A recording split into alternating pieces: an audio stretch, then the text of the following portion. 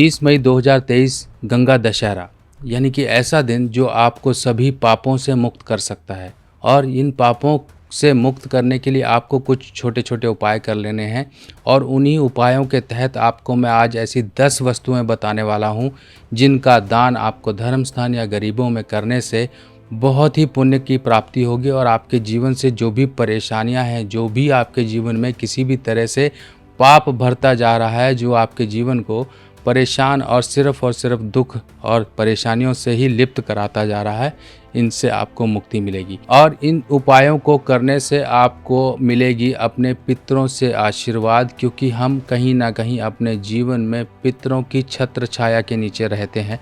अगर वो पितर कहीं ना कहीं हमारे रुष्ट रहते हैं या उनकी मुक्ति नहीं हुई होती है तो जीवन में हमें भी परेशानियां मिलती हैं, क्योंकि हम भी उन्हीं का ही हिस्सा हैं। हमारे जीवन में एक प्रोटेक्शन भी हमारे पितरों से है। हमें सुख दुख सभी पितरों से मिलते हैं। देवताओं से ऊंची पदवी रखते हैं हमारे पितर। अगर हम पितरों को खुश कर लें तो बहुत से काम हमारे हो जाते हैं। तो यही गंगा दशहरा में आपके लिए कुछ ऐसे उपाय बताने वाला हूं जो आपको पितरों को खुश करेंगे, आपके जीवन में सुख समृद्धि और सभी खुशहाली लेकर आएंगे। तो जैसा कि हम जानते हैं, पौराणिक ग्रंथों के अनुसार माँ गंगा को लाने का जो काम किया था वो भागीरथ जी ने किया था, जो कि अपने पितरों को मुक्त कराना चाहते थे, अपने पितरों की शांति कराना चाहते थे। माँ गंगा की उत्पत्ति स्वयं भगवान शंकर के जटाओं से हुई है और माँ गंगा एक तरह से हमारे जीवन के सभी पापों को नष्ट कर देती है, हमें सुख प्रदान करती है। जब जीवन में पाप ही नहीं रहेंगे, दुख ही नहीं रहेंगे तो सुखों का आगमन होगा। हमारे जीवन को निर्मल और स्वच्छ करती है, हमारे जीवन से सारी बुराइयों को निकालती है। और ये समय ऐसा भी है जो कि हमारे द्वारा किए गए कर्मों के अनुसार हमारे पितरों तक पहुँचता है और पितरों का आशीर्वाद प्राप्त होता है। देखिए दोस्तों, आपने कई बार सुना होगा कि हाँ, उसके ऊपर जादू टोना कर दिया, वो परिवार बहुत परेशान है। आपके अड़ोस पड़ोस में भी होगा कोई इस तरह से कि घर में कुछ ना कुछ क्लेश रहता है, घर में कोई बीमार रहता है, कोई ऊपरी हवा का साया है, कुछ ना कुछ दिक्कत है, कहीं कोई तंत्र क्रिया कर रहा है, कहीं कुछ कर रहा है। तो ये सब कुछ तभी पॉसिबल हो पाती हैं जब आपके घर की छत्र छाया, एक प्रोटेक्शन जो कि आपके पितरों द्वारा होती है, वो जब हट जाती है, या फिर आपके पितर कहीं ना कहीं उन तंत्र क्रियाओं के द्वारा बंधक बना लिए जाते हैं, बंदी बना लिए जाते हैं। क्योंकि कोई भी तंत्र क्रिया करने वाला व्यक्ति जो होता है, सबसे पहले आपके पितरों को बांधता है, उसके बाद ही वो आपके घर में अपनी क्रियाओं को प्रवेश करवाता है। इसीलिए हमारे जीवन पे एक प्रोटेक्शन का काम करने वाले हमारे पितर हैं। तो हमारे पितरों को मजबूत रखने के लिए हमें ये छोटे छोटे काम जरूर करने हैं, जो कि उपाय के तहत आते हैं। देखिए, पितरों की जब भी हम घर में पूजा कराते हैं, कुछ भी कराते हैं, तो सबसे पहले पितरों का नाम जरूर उसमें आता है कि पितृ देवताभ्यो नमः। इस तरह से पितरों के लिए आप कुछ दान दक्षिणा करते हैं, पितरों के लिए मंत्र जपे जाते हैं, पितरों का आह्वान किया जाता है, सब कुछ किया जाता है, क्योंकि पितरों के बिना देवताओं की पूजा संभव नहीं है। इसीलिए पितरों को सबसे पहले प्रायोरिटी देनी है कि पितरों के लिए आप क्या करें। अब देख लिए, उनकी मुक्ति, उनके लिए एक पावर उनको प्रदान कर सकते हो। उसका तरीका ये होता है कि समय समय पे कुछ ऐसे समय आते हैं, जैसे अमावस्या आता है, श्राद्ध पक्ष आता है, और भी दिन आते हैं जिन समय में आप पितरों के लिए कुछ दान दक्षिणा करते हो। ये जो अब गंगा दशहरा का समय है, इस गंगा दशहरा के समय में आपको कुछ चीज़ें दान कर देनी है, कुछ धर्म स्थान में करनी है, कुछ आप गरीबों में दीजिए, जिससे कि आपके पितर खुश होंगे और उनको मजबूती मिलेगी, उनकी मुक्ति होगी। अगर मान लीजिए कोई पितर ऐसे हैं जो मुक्त नहीं हुए हैं, वो भी मुक्त होंगे। आपके जीवन में आ रही हो सकता है इसी परेशानी को दूर करने के लिए आपके द्वारा किया गया एक छोटा सा काम आपको इन परेशानियों से बाहर निकाल सकता है। आपका उपाय का उपाय भी हो गया और आपको साथ में प्रोटेक्शन भी मिल गई। अब देख लीजिए, चीज़ें छोटी छोटी नहीं हैं, ये 10 चीज़ें हैं छोटी छोटी, इनको समझिए क्या क्या हैं। देख लीजिए, जब भी हम पितरों के लिए कुछ चीज़ें दान करते हैं वो सफ़ेद रंग की चीज़ें होती हैं, जैसे चावल हो गया, आटा हो गया, सफ़ेद कपड़ा हो गया, दूध हो गया, खीर का दान। अब इन चीज़ों को आप धर्म स्थान में दान कर लीजिए। अगर हम पहले नंबर से बात करें तो सबसे पहले नंबर में जो वस्तु होगी वो होगी चावल, दूसरे नंबर पर हो गया दूध, तीसरे नंबर पर सफ़ेद कपड़ा, आटा, चीनी भी आप ले सकते हैं।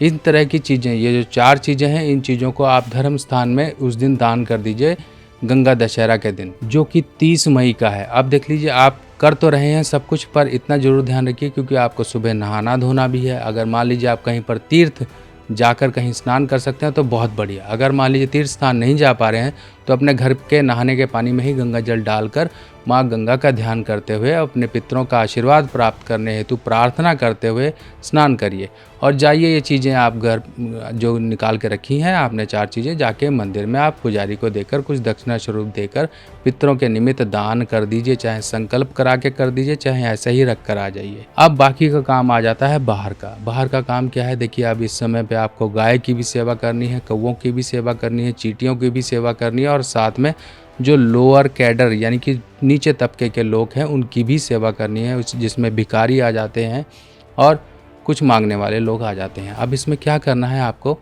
चींटियों के लिए चीनी मिलाकर आटा, काले तिल, ये चीज़ें आप चींटियों को दीजिए। गाय को रोटी, गुड़, चना दाल रखकर आप गाय को रोटी दीजिए अपने पितरों का नाम ध्यान करते हुए।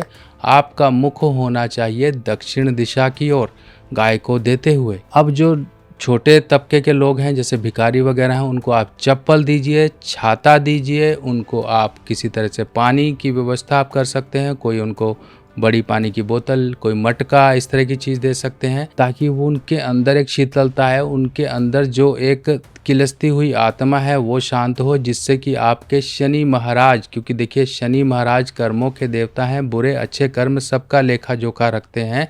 हमारे पितरों का आशीर्वाद दिलाने में शनि महाराज का ही रोल होता है। अगर हमने उनके लोग जो कि लोअर तबके के लोग होते हैं, भिखारी या फिर कोई भी ज़रूरतमंद, चाहे वो शारीरिक रूप से परेशान है, चाहे वो किसी भी रूप से परेशान है, उनकी मदद आपने की तो समझ लीजिए काफ़ी आपको पुण्य की प्राप्ति होगी। अब कई लोग इस दिन कुछ और बड़े बड़े दान भी करते हैं, जैसे कहीं हॉस्पिटल वगैरह में आप वाटर कूलर लगा सकते हो या फिर आप व्हील चेयर या फिर ट्रॉली, इस तरह से आप दान कर सकते हो। कहीं पर भी आप हैंडीकैप्ड का कोई आश्रम है वहाँ पर आप उनसे संबंधित चीज़ें जैसे व्हील चेयर हो गया, स्टिक हो गई, छतरी हो गई या कुछ भी चीज़ें या चश्मा हो गया, इस तरह की चीज़ें आप दान करिए, बहुत ही पुण्य मिलेगा। हो सकता है कि आप इस तरफ ना सोचते हो, क्योंकि इस तरफ भी सोचना पड़ेगा। आपकी किस्मत यहीं से जुड़ी हुई है, इन्हीं चीज़ों से जुड़ी हुई है। आप बड़े बड़े उपायों की तरफ, बड़े बड़े अनुष्ठानों की तरफ ना बढ़कर छोटे छोटे काम ही कर लीजिए, इन्हीं से बहुत आपको कृपा प्राप्त हो जाएगी। अब आ जाती है बात कौवे की। कौवे को ज़रूर कुछ ना कुछ देना है। कौवे को आप क्या देंगे? देखिए, कौवे को अगर आप देना चाहते हैं तो खीर बना लीजिए, खीर बना लीजिए। अगर मान लीजिए खीर नहीं भी मिलती है, आपको नहीं बना पाए, तो हो सकता है मार्केट में देखिए आजकल तो रेडीमेड भी मिलती हैं। अगर रेडीमेड की तरफ बाद में जाना, पहले घर पे बनाइए। जो घर पे बनाओगे वो श्रद्धा से बनाओगे और उसका फल भी अच्छा होगा। नहीं मिलता है तो मार्केट से खीर लीजिए, 2-4 कप ले लीजिए खीर के और बाहर कौवों के नाम से उनको डाल कर आइए। और अगर मान लो खीर नहीं भी मिलती है तो आप पनीर आप दे सकते हैं। इसको देने मात्र से भी आप देखोगे कि वो काम आपके बनने शुरू हो गए जो काम अटके हुए थे। जहाँ पर आपको संभावनाएं नहीं नज़र आ रही थी, वही उन्हीं कामों में संभावनाएं नज़र आएंगी, उन्हीं कामों में आपको रे ऑफ होप नज़र आएगी। तो दोस्तों, इन चीज़ों को ध्यान करते हुए उपाय कर लीजिए और गंगा स्नान अगर कर सकते हैं तो कर लीजिए, आपके लिए बहुत ही बेनिफिशियल होगा। बाकी और जानकारियों के साथ फिर मिलेंगे, तब तक के लिए अपने सुभाष भाई को आज्ञा दीजिए। नमस्कार।